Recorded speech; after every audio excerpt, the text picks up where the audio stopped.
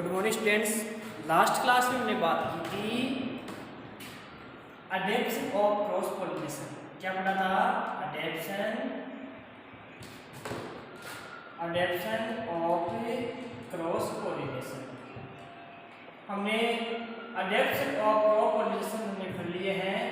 आज हम पढ़ेंगे मेथड्स ऑफ क्रॉस पॉलिनेशन। क्या पढ़ेंगे? Methods of cross pollination. Okay,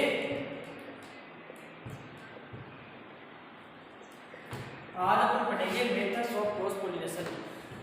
हमने अडेप्शन के बारे में हमने क्या पढ़ा कि हमने बताया कि इसमें सबसे पहले प्लांट यूनिसेक्सुअल होना चाहिए। क्या होना चाहिए? यूनिसेक्सुअल होना चाहिए। ओके, दूसरी हमने बताई प्लांट के अंदर सेल्फ स्टेबिलिटी आना चाहिए। क्या आना चाहिए? सेल्फ स्टेबिलिटी आ जाए। ओके, थर्ड हमने बात की डाइकोगेमी,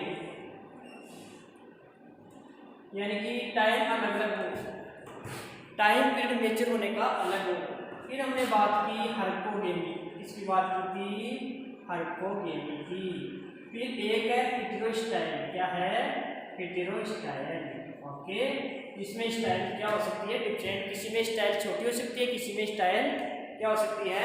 लार्ज हो सकती है। स्टाइल की शेप हेटेरो यानी डिफरेंट स्टाइल। आप जानते हैं स्टाइल किसे कहते हैं? देखिए, ये ओवेरी है, ये स्टिग्मा, ये स्टाइल और ये क्या है? ओवेरी। तो ये हेटेरो स्टाइल का अर्थ है कि स्टाइल डिफरेंट हो। स्टाइल क्या हो? डिफरेंट। किसी में स्टाइल छोटी हो सकती है, किसी में स्टाइल क्या हो सकती है? लार्ज। तो हमने हेटेरो स्टाइल पहले पढ़ लिया था। हेटेरो स्टाइल का अर्थ है कई बार स्टाइल छोटी हो सकती है, किसी में लार्ज हो सकती है। तो हमने ये 5 पॉइंट पढ़े। यूनिसेक्सुअल, अगर प्लांट यूनिसेक्सुअल होगा, फ्लावर यूनिसेक्सुअल होगा तो उसमें क्रॉस पॉलिनेशन होगा। अगर सेल्फ स्टेबिलिटी आ जाए, यानी कि खुद के पॉलन ग्रेन खुद की स्टिग्मा को ही जनरेट नहीं कर पाए, फ्यूज नहीं कर पाए, उसको सेल्फ स्टेबिलिटी कहते हैं। डाइकोगेमी का अर्थ है कि उनमें मैच्योरेशन पीरियड अलग हो जाए, डिफरेंट हो जाए। यानी कि हमने डाइकोगेमी 2 पढ़ा था, एक तो प्रोटेंड्री और एक प्रोटोगेमी। एक प्रोटोगेमी हमने पढ़ा। प्रोटेंड्री के अंदर पॉलन ग्रेन पहले मैच्योर होते हैं और स्टिग्मा बाद में, और प्रोटोगेमी के अंदर स्टिग्मा पहले मैच्योर होती है और एंथर आपके बाद में। हर्कोगेमी में हमने देखा कि कई बार इसमें स्ट्रक्चर वेरियर हो सकती है, इसमें लंबाई वेरियर हो सकती है, स्टाइल की साइज बढ़ सकती है, पॉलन ग्रेन की आपके एंथर की साइज छोटी हो सकती है, जो स्टामेन की साइज छोटी हो सकती है। तो इसमें स्ट्रक्चर वेरियर हो सकती है। हेटेरोस्टाइल के अंदर स्टाइल डिफरेंट, स्टाइल कभी लार्ज और कभी स्मॉल। ये हमने अडेप्शन पढ़े हैं। ये सारे किसके लिए थे? क्रॉस पॉलिनेशन के। ये हमने पिछले वीडियो में पढ़ा था। आज हम पढ़ेंगे मेथड्स ऑफ क्रॉस पॉलिनेशन। बहुत ही इजी है। मेथड्स कौन कौन से हैं, यानी कि क्रॉस पॉलिनेशन के मेथड्स। ओके,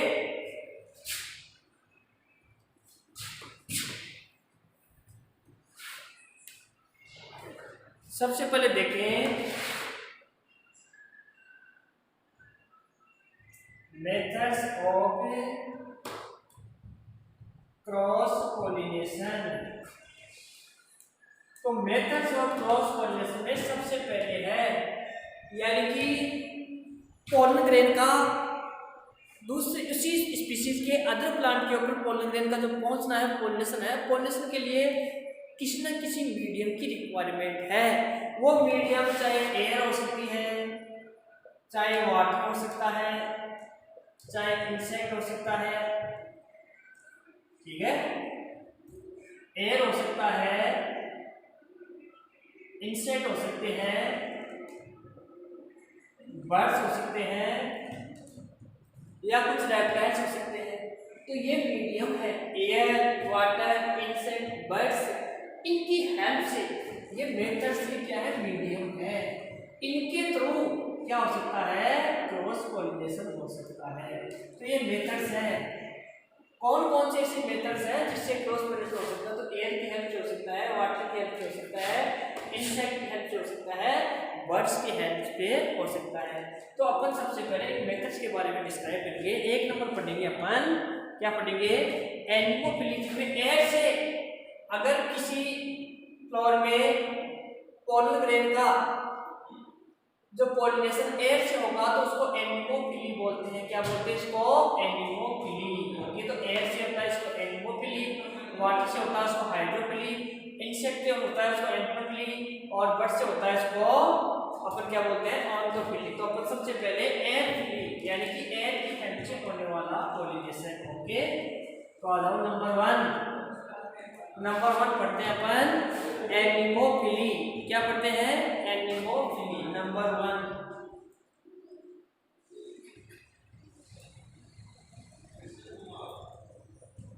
एनिमोफिली का अर्थ है जिनमें पोलिनेशन किसकी हेल्प से होता है? एयर की हेल्प से।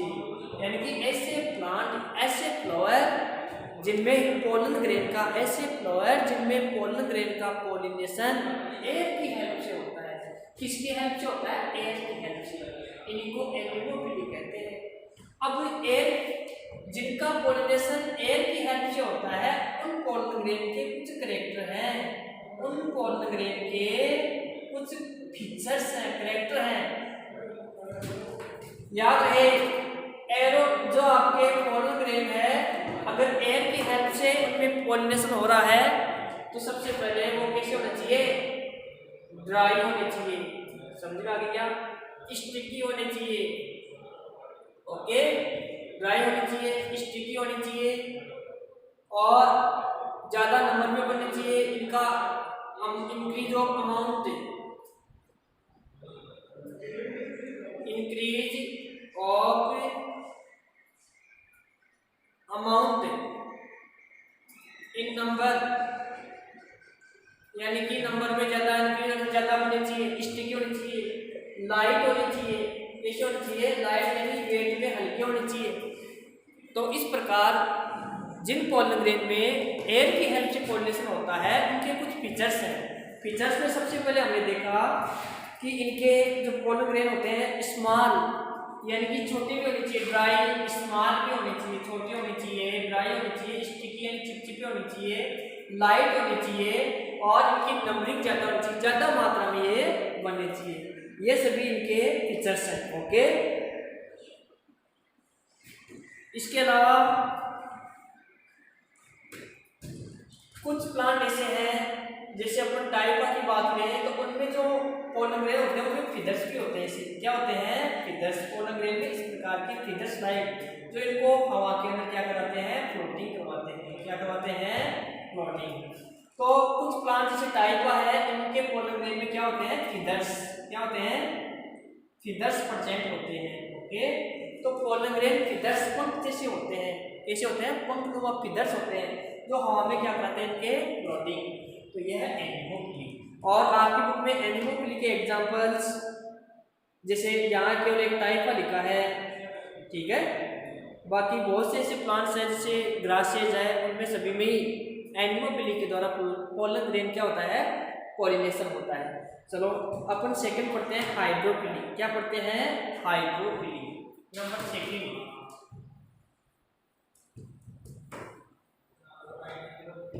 नंबर 2 है हाइड्रोफिली।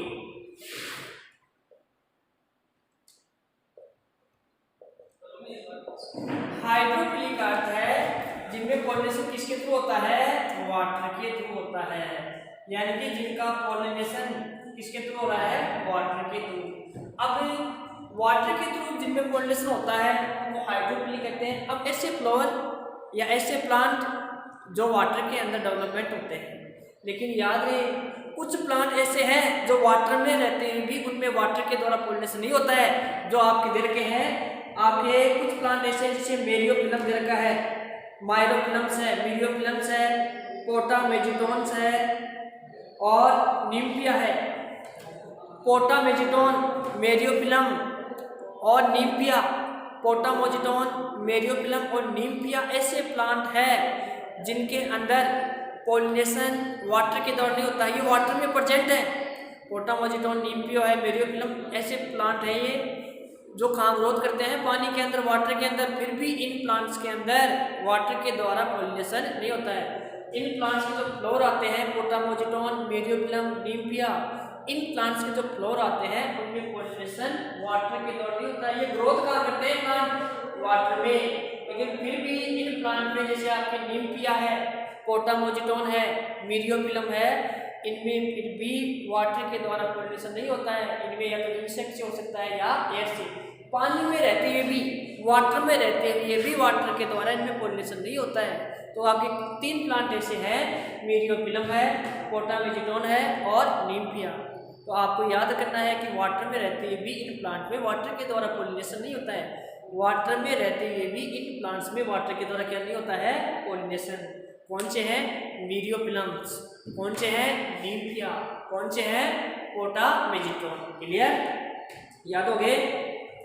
निम्फिया, मीरियोफिलम और पोटामोजिटोन्स। पोटामोजिटोन ऐसे प्लांट्स हैं जिनमें वाटर में रहते हुए भी वाटर के द्वारा पॉलिनेशन नहीं होता है। ठीक है। अब हाइड्रोफिली भी 2 टाइप का होता है। एक तो एपी हाइड्रोफिली,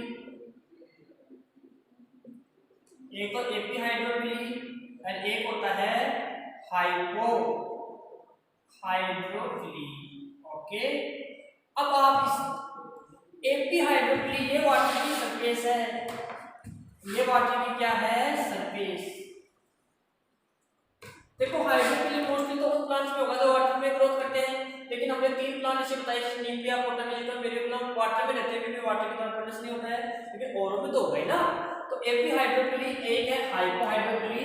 हाइड्रोफिली के 2 टाइप हैं। नंबर फर्स्ट एपी, नंबर 2 है हाइपो।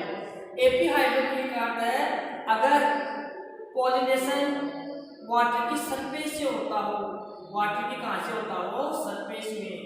अगर पॉलिनेशन वाटर की सरफेस से होता है तो इसको एपी हाइड्रोफिली कहते हैं। एक होता है हाइपो। हाइपो हाइड्रोफिली का अर्थ है जैसे ये वाटर की सरफेस, और वाटर की सरफेस के नीचे से अगर क्या होता हो? पॉलिनेशन।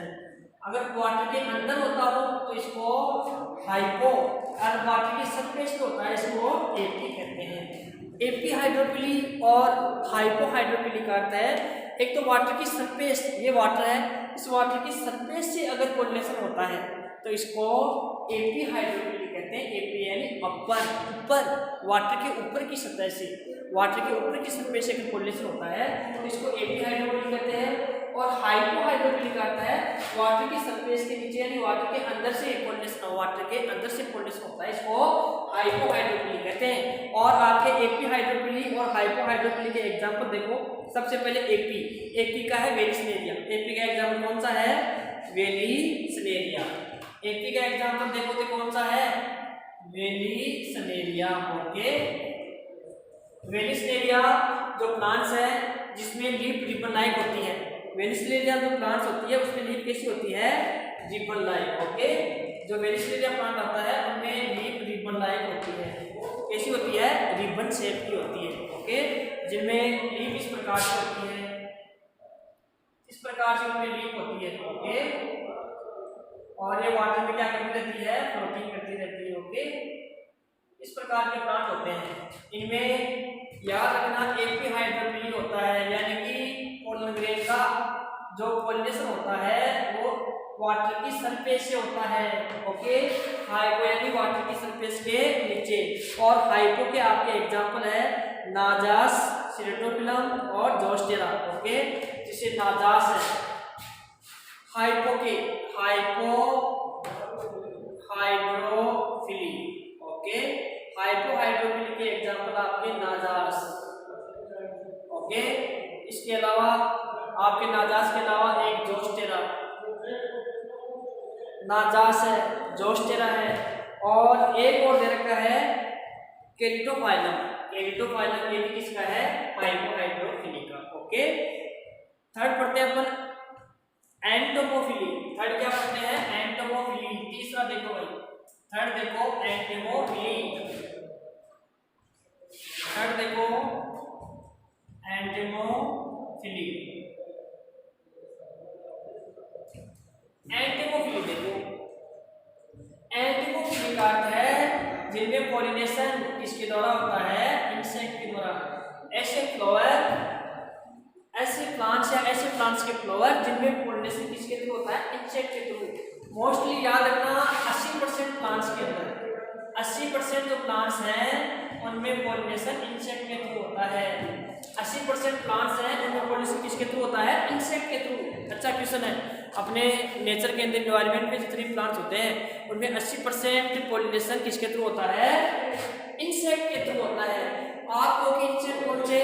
इंसेक्ट में आपके हनी भी आ सकता है, हनी बी जिसे मधुमक्खी कहते हैं, इसके अलावा वास्प आ सकता है, इसी के अलावा बटरफ्लाई है, आपके ब्रिटल है, ठीक है।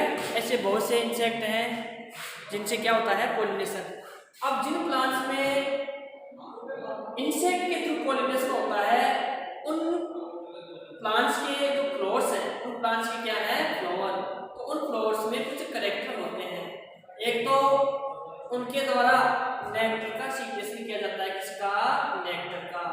नेक्टर जिसे हनी बी इस नेक्टर के फ्लूइड को चूसती रहती है, लेती रहती है और इसे क्या बनाती है? हनी बनाती है। तो हमारा जो शहद बनता है वो नेक्टर के रस से, यानी कि फ्लावर के रस, फूलों के रस से बनता है। हमारा जो शहद किससे बनता है? फूलों के रस से। ये जो मधुमक्खियाँ होती हैं, हर जैसे सरसों का खेत है, गुलाब का फूल है, कमल का फूल है, फ्लावर है, और हर जगह जाती रहती है और उनकी फूलों से क्या, उनके फ्लावर से किसको लेती रहती है? रस को, और उस रस को इकट्ठा करती रहती है। याद रहे शहद के अंदर, हनी के अंदर मैक्सिमम फ्रक्टोज होता है।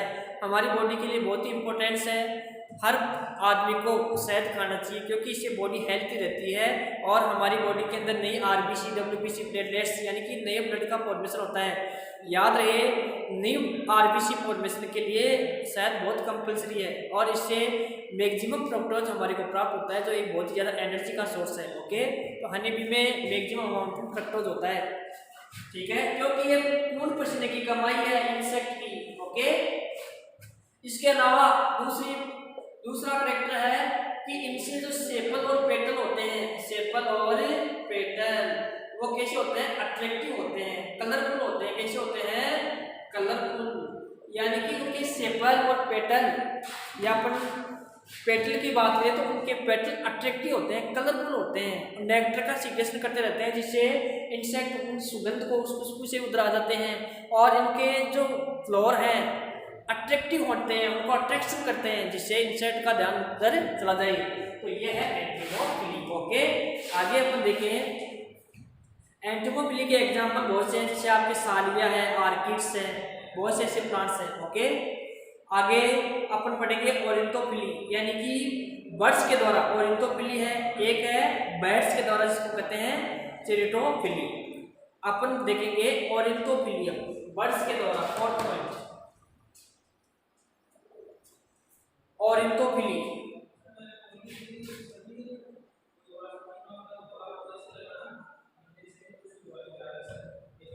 ओरिंथोफिली का अर्थ है जिनमें पॉलिनेशन किसके द्वारा हो? बर्ड्स के द्वारा। अब बर्ड, जिन फ्लावर्स के अंदर बर्ड्स यानी पक्षियों के द्वारा, बर्ड्स के द्वारा पॉलिनेशन होता है, उन फ्लावर्स के कुछ कैरेक्टर हैं। उन फ्लावर्स की शेप या तो इस प्रकार से होगी, ओके, इनकी शेप कैसी होगी? कटोरे जैसी, या फिर ट्यूब लाइक, ठीक है। आपने देखा है जो दतुरा का प्लांट आता है उसके फ्लावर इस टाइप के होते हैं, देखो फनल शेप होते हैं। कैसे होते हैं? फनल शेप होते हैं। तो जिन फ्लावर्स के इस प्रकार से फनल शेप होते हैं या फिर इस प्रकार के शेप के होते हैं या यो शेप के होते हैं, ठीक है, तो इनके अंदर भी नेक्टर का सीक्रेशन होता रहता है। ये भी अट्रैक्टिव होते हैं, इनके अंदर भी नेक्टर का सीक्रेशन होता है। जैसे आपके पिचर प्लांट है, पिचर प्लांट की शेप ऐसी होती है, तो आप देखते हैं कि इनके द्वारा भी नेक्टर का सीक्रेशन किया जाता है। किसका सीक्रेशन किया जाता है? नेक्टर का। इनके जो सेपल पेटल भी अट्रैक्टिव होते हैं। कैसे होते हैं? अट्रैक्टिव। और जैसे ही कोई बर्ड्स इस नेक्टर को लेता है तो अपनी, जैसे किसी बर्ड्स की बात हो, अपनी चोंच को अंदर डालता है, ओके, तो जैसे अपनी चोंच डालता है या उसके पास आता है तो पोलन ग्रेन उससे चिपक जाते हैं। अब दूसरे फ्लोर्स के अंदर जाता है, दूसरे फ्लोर्स के अंदर फिर नेक्टर को लेता है, अपनी चोंच में डालता है, तो पोलन ग्रेन उसकी बॉडी के थ्रू एक दूसरी जगह क्या हो जाते हैं? ट्रांसफर होते हैं। तो इनमें भी नेक्टर प्रोजेक्ट होता है।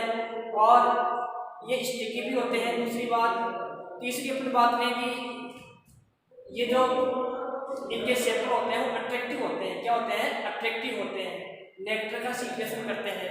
तो ये सारे कौन से? ऑर्थोपिली है। ओके, जिनमें नेक्टर का सीक्रेशन हो, फ्लोर अट्रैक्टिव हो और इनके पोलन में स्टिकी हो। तो इस वजह से, और इनकी शेप कैसी हो? पिक्चर शेप हो, कटर जैसी शेप हो, ट्यूब लाइक शेप हो, इन सबको कहते हैं ऑर्थोपिली। एक लास्ट में है आपके जो बेस्ट द्वारा चिरिटोपिली दे रखा है आपके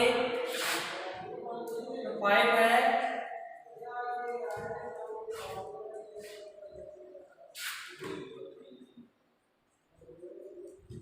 यानी कि इस प्रकार का पोलिनेशन किसके द्वारा होता है? बैट्स के द्वारा। यानी आपके जो ऐसे प्लांट्स, देखो बहुत से प्लांट ऐसे होते हैं जो रात के समय ओपनिंग करते हैं। अब आप जानते हैं रात के समय कुछ इंसेक्ट हैं, देखो एयर की सहायता से, तो एयर की हेल्प से तो रात में पोलिनेशन हो सकता है नाइट टाइम, लेकिन कई बार हवा नहीं चलती है, बहुत शांत मौसम रहता है। ऐसी कंडीशन में जब फ्लोर नाइट टाइम ओपनिंग करते हैं, यानी कि रात के समय जो फ्लोर खिलते हैं, उनके अंदर भी उनकी बैट्स के द्वारा पोलिनेशन होता है। बहुत से ऐसे प्लांट्स हैं जो नाइट के समय ओपनिंग करते हैं, तो उनमें पोलिनेशन किसके थ्रू होता है? बैट्स के थ्रू होता है। क्योंकि आपको पता है कि बैट्स रात के समय ही क्या करती है? अपना भोजन के लिए बाहर निकलती है। तो देखिए इस प्रकार इन प्लांट्स में भी क्या होता है? नेक्टर। ओके, तो ये भी भोजन, जो नेक्टर की तलाश के अंदर या नेक्टर को लेने के लिए ये भी रात में क्या होती है? घूमती रहती है, क्योंकि ये भी नॉक्टर्नल एनिमल्स हैं। ओके, और इनमें भी वही है कि नेक्टर का सीक्रेशन होता रहता है। जैसे इसके एग्जांपल आपके एंथोसिफिलस है, बोहेनिया, एंथोसिफिलस, किगेलिया और एडेंसोनिया। बोहेनिया, एडेंसोनिया, किगेसिलिया, ठीक है, किगेलिया, एंथोसिफिलस, बोहेनिया, एंथोसिफिलस, बोहेनिया, एंथोसिफिलस और एडेंसोनिया, और एक है किगेलिया।